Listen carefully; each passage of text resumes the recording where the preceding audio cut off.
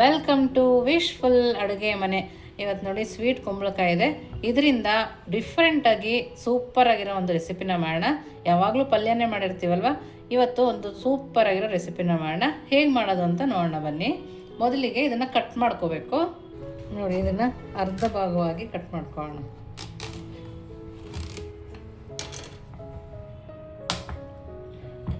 ನೋಡಿ, ಈ ಥರ ಅರ್ಧ ಮಾಡ್ಕೊಳ್ಳೋಣ.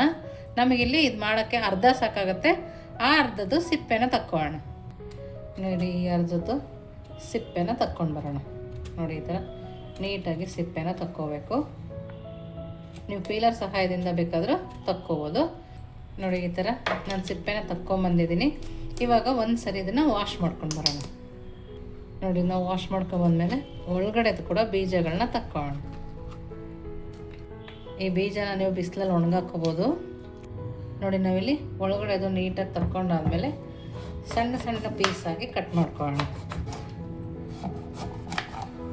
ನೋಡಿ, ಈ ಥರ ನೋಡಿ ಎಲ್ಲದನ್ನು ನಾನು ಈ ಸೈಜಲ್ಲಿ ಕಟ್ ಮಾಡ್ಕೊಂಬಂದಿದ್ದೀನಿ. ನೋಡಿ, ಈ ಥರ. ಇವಾಗ ಇದನ್ನು ಒಂದು ಮಿಕ್ಸಿ ಜಾರ್ ಒಳಗಡೆ ಹಾಕ್ಕೊಳ್ಳೋಣ. ಇದಕ್ಕೆ ಸ್ವಲ್ಪನೇ ನೀರು ಹಾಕಿ ನಾವು ಗ್ರೈಂಡ್ ಮಾಡ್ಕೊಂಡು ಬರಬೇಕು. ಜಾಸ್ತಿ ನೀರು ಹಾಕಬಾರ್ದು. ನಾವು ಕಾಫಿ ಕುಡಿತೀವಲ್ಲ, ಆ ಕಪ್ಪಲ್ಲಿ ಸ್ವಲ್ಪ ನೀರನ್ನು ಇದಕ್ಕೆ ಹಾಕಿ ಸಣ್ಣದಾಗಿ ಗ್ರೈಂಡ್ ಮಾಡ್ಕೊಂಬರೋಣ. ತುಂಬಾ ಸಣ್ಣದಾಗಿ ಗ್ರೈಂಡ್ ಮಾಡ್ಕೊಂಬಂದ್ರೇ ಒಳ್ಳೆಯದು. ನೋಡಿ, ಇವಾಗ ಗ್ರೈಂಡ್ ಮಾಡ್ಕೊಂಬಂದಿದ್ದೀನಿ. ನೋಡ್ತಾ ಇದ್ರಲ್ಲ ಎಷ್ಟು ಸಣ್ಣದಾಗಿದೆ. ನೋಡಿ ನೋಡಿ ಈ ಥರ ಸಣ್ಣದಾಗಿ ನಾವು ರುಬ್ಕೊಂಬರ್ಬೇಕು. ಸ್ವಲ್ಪ ಕಾಯಿ ಥರ ಇದ್ದರೆ ಒಂದು ಕಾಫಿ ಕಪ್ ಅಷ್ಟು ನೀರನ್ನು ಹಾಕ್ಬೋದು. ಇಲ್ಲಾಂದರೆ ಸ್ವಲ್ಪ ಕಡಿಮೆ ನೀರನ್ನು ಹಾಕಿ ಗ್ರೈಂಡ್ ಮಾಡ್ಕೊಂಡ್ರೇ ಒಳ್ಳೆಯದು. ನೋಡಿ, ಇವಾಗ ಇದನ್ನು ನೋಡಿ, ಇವಾಗ ಒಂದು ಬಾಣಲಿನ ತೊಗೊಂಡಿದ್ದೀವಲ್ಲ, ನಾವಿಲ್ಲಿ ಕುಂಬಳಕಾಯಿನ ರುಬ್ಕೊಂಬಂದ್ವಲ್ಲ, ಅದನ್ನು ಇದರೊಳಗಡೆ ಸೇರಿಸ್ಕೋಬೇಕು. ಕುಂಬಳಕಾಯಿಂದ ಆರೋಗ್ಯಕ್ಕಂತೂ ತುಂಬಾ ಒಳ್ಳೆಯದು. ನಾನಿವಾಗ ಮಿಕ್ಸಿ ಜಾರಿಗೆ ನೀರನ್ನು ಹಾಕ್ಕೊಳ್ತಾ ಇದ್ದೀನಿ. ನಾವು ಮಿಕ್ಸಿ ಜಾರಿಗೆ ಕೂಡ ಜಾಸ್ತಿ ನೀರನ್ನು ಹಾಕಿಲ್ಲ, ಸ್ವಲ್ಪ ನೀರನ್ನೇ ಹಾಕ್ಕೊಳ್ತಾ ಇದ್ದೀನಿ. ನೋಡಿ, ಇದ್ರದ್ದು ಹಸಿ ವಾಸನೆ ಹೋಗೋ ತನಕ ನಾವು ಇದನ್ನು ಫ್ರೈ ಮಾಡ್ಕೊಳ್ಳೋಣ. ನೋಡಿ, ಈ ಥರ ಹಸಿ ವಾಸನೆ ಹೋಗೋ ತನಕನೂ ನಾವು ಇದನ್ನು ಕೈ ಆಡಿಸ್ಕೊಬೇಕು. ಇವಾಗ ಇದಕ್ಕೆ ಅಕ್ಕಿ ಹಿಟ್ಟನ್ನು ಹಾಕ್ಕೊಳ್ಳೋಣ. ನೀವು ಒಂದು ಬೌಲ್ ಇಡಿಸಿದ್ರೆ ಒಂದು ಬೌಲ್ ಹಾಕ್ಕೋಬೋದು. ಇಲ್ಲ ಸ್ವಲ್ಪ ಜಾಸ್ತಿ ಕುಂಬಳಕಾಯಿ ಇತ್ತು ಅಂದರೆ ಸ್ವಲ್ಪ ಜಾಸ್ತಿ ಅಕ್ಕಿ ಹಿಟ್ಟನ್ನು ಹಾಕ್ಕೊಂಡು ಸ್ವಲ್ಪ ಹೊತ್ತು ಈ ಥರ ಕೈ ಆಡಿಸ್ಕೋಬೇಕು.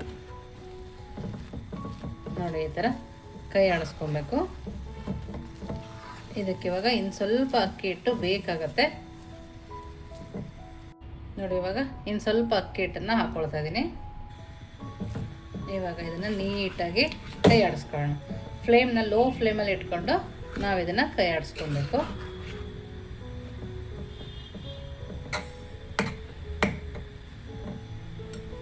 ನೋಡಿ, ಈ ಥರ ಕೈ ಆಡಿಸ್ಕೊಂಡು ಸ್ವಲ್ಪ ಉಪ್ಪನ್ನು ಹಾಕೋಣ. ನಾವು ಕುಂಬಳಕಾಯಿ ಕುದಿಯುವಾಗಲೇ ಉಪ್ಪು ಹಾಕೋಬೇಕಿತ್ತು, ಅದು ಮರ್ತೋಯ್ತು ಅಂತೇಳಿ ಇವಾಗ ಹಾಕ್ಕೊಳ್ತಾ ಇದ್ದೀನಿ. ನೋಡಿ, ಇಷ್ಟು ಕಲಿಸ್ಕೊಂಡ್ಮೇಲೆ ನಾವು ಸ್ಟವನ್ನು ಆಫ್ ಮಾಡ್ಕೊಳ್ಳೋಣ. ನೋಡಿ, ಸ್ಟವ್ ಆಫ್ ಮಾಡಿ ಇದನ್ನು ಲಿಡ್ ಕ್ಲೋಸ್ ಮಾಡಿ 5 ನಿಮಿಷ ಹಾಗೆ ಬಿಡೋಣ. ನೋಡಿ, 5 ನಿಮಿಷ ಆಗಿದೆ. ಇವಾಗ ಇದನ್ನು ಚೆನ್ನಾಗಿ ಕಲಿಸ್ಕೊಳ್ಳೋಣ. ಒಂದು ಚೂರು ಗಂಟಿಲ್ಲದೆ ಇರೋ ಥರ ನಾವು ಇದನ್ನು ಕಲಿಸ್ಕೊಬೇಕು. ನೀವಿನ್ನೂ ನಮ್ಮ ವಾಟ್ಸಪ್ ಗ್ರೂಪಿಗೆ ಜಾಯಿನ್ ಆಗಿಲ್ಲ ಅಂದರೆ ವಿಶ್ಫುಲ್ ವಾಟ್ಸಪ್ ಗ್ರೂಪಿಗೆ ಜಾಯಿನ್ ಆಗೋದನ್ನು ಮರಿಬೇಡಿ.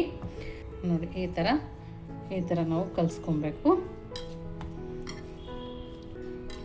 ಇದನ್ನು ಇವಾಗ ಒಂದು ಪ್ಲೇಟಿಗೆ ಹಾಕ್ಕೊಳ್ತಾ ಇದ್ದೀನಿ. ನೋಡಿ, ಸ್ವಲ್ಪ ಕೈಗೆ ಎಣ್ಣೆನ ಸರುಕೊಂಡು ಈ ಥರ ಮತ್ತೊಂದು ಸರಿ ನಾದ್ಕೊಳ್ತಾ ಇದ್ದೀನಿ.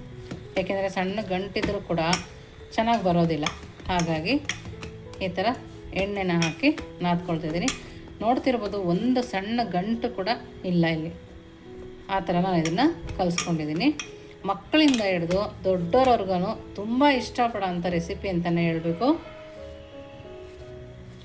ನಮಗಿದಕ್ಕೆ ನಾವು ಮಾಡಿರೋ ಸಾಂಬಾರು ಬೇಕಾದ್ರೂ ಆಗುತ್ತೆ, ಅಥವಾ ಕಾಯಿದು ರಸ ಇರುತ್ತಲ್ಲ ಅದನ್ನು ಮಾಡಿಕೊಂಡ್ರೂ ಕೂಡ ಆಗುತ್ತೆ. ಈ ಥರ 2 ಭಾಗ ಮಾಡ್ಕೊಂಡಿದ್ದೀನಿ ನಾನು. ಇವಾಗ ಇದನ್ನು ಪಕ್ಕಕ್ಕೆ ಎತ್ತಿಟ್ಕೊಳ್ಳೋಣ. ನೋಡಿ, ಇವಾಗ ನಾವಿಲ್ಲಿ ಚಕ್ಲಿ ಮಾಡ್ತೀವಲ್ಲ, ಆ ಮೋಲ್ಡನ್ನು ತೊಗೊಂಡಿದ್ದೀನಿ. ಸಣ್ಣ ಮಿಕ್ಸ್ಚರ್ ಮಾಡ್ತೀವಿ ನೋಡಿ, ಆ ಮೋಲ್ಡನ್ನು, ಆ ಪ್ಲೇಟನ್ನು ತೊಗೊಂಡು ಸ್ವಲ್ಪ ಎಣ್ಣೆನ ಸರುಕೊಳ್ತಾ ಇದ್ದೀನಿ. ಇದಕ್ಕೂ ಕೂಡ ಎಣ್ಣೆನ ಸರುಕೊಂಡ್ರೆ ಅಂಟಲ್ಲ ಅಂಥೇಳಿ ಇದಕ್ಕೆ ಕೂಡ ಎಣ್ಣೆ ಸರುಕೊಂಡು ರೆಡಿ ಮಾಡ್ತಿದ್ದೀನಿ ನಾನು. ನೋಡಿ, ಇವಾಗ ಇದರೊಳಗಡೆ ಹಾಕ್ಕೊಳ್ತಾ ಇದ್ದೀನಿ.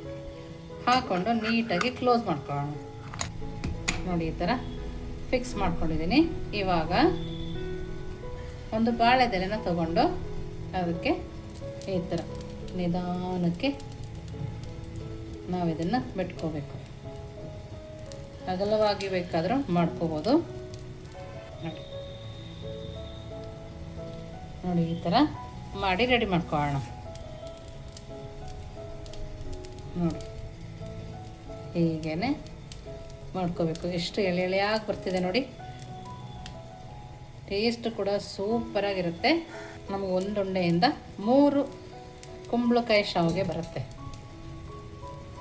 ನೋಡಿ. ದೊಡ್ಡದಾಗಿ ಕೂಡ ಮಾಡ್ಕೋಬೋದು. ಕರೆಕ್ಟಾಗಿ 3 ಮಾಡ್ಬೋದು ನೋಡಿ. ನೋಡಿ ಇವಾಗ ನೋಡಿ ನಾನಿಲ್ಲಿ ಇಡ್ಲಿ ಪಾತ್ರೆಯಲ್ಲಿ ನೀರನ್ನು ಬಿಸಿ ಮಾಡ್ಕೊಳ್ಳೋಕೆ ಇಟ್ಟಿದ್ದೆ. ಚೆನ್ನಾಗಿ ಬಿಸಿಯಾಗಿದೆ ನೋಡಿ. ಬಿಸಿ ಆದ ನಂತರ ನಾವು ಮಾಡಿರೋ ಸ್ವೀಟ್ ಕುಂಬಳಕಾಯಿ ಶಾವಿಗೆನ ಇಟ್ಕೊಳ್ಳೋಣ. ಇದನ್ನು ನಾವು ಒಂದರ ಮೇಲೆ ಒಂದು ಕೂಡ ಇಟ್ಕೋಬೋದು. ಈ ಥರ ನೋಡಿ, ಈ ಥರ ಎಲ್ಲದನ್ನು ಒಂದೇ ಸರಿ ನಾವು ಬೇಯಿಸ್ಕೊಬೋದು ನೋಡಿ. ನಾನು 2 ಇಬ್ಬೆದು ಇದಕ್ಕೇನೆ ಹಾಕ್ಕೊಳ್ತಾ ಇದ್ದೀನಿ.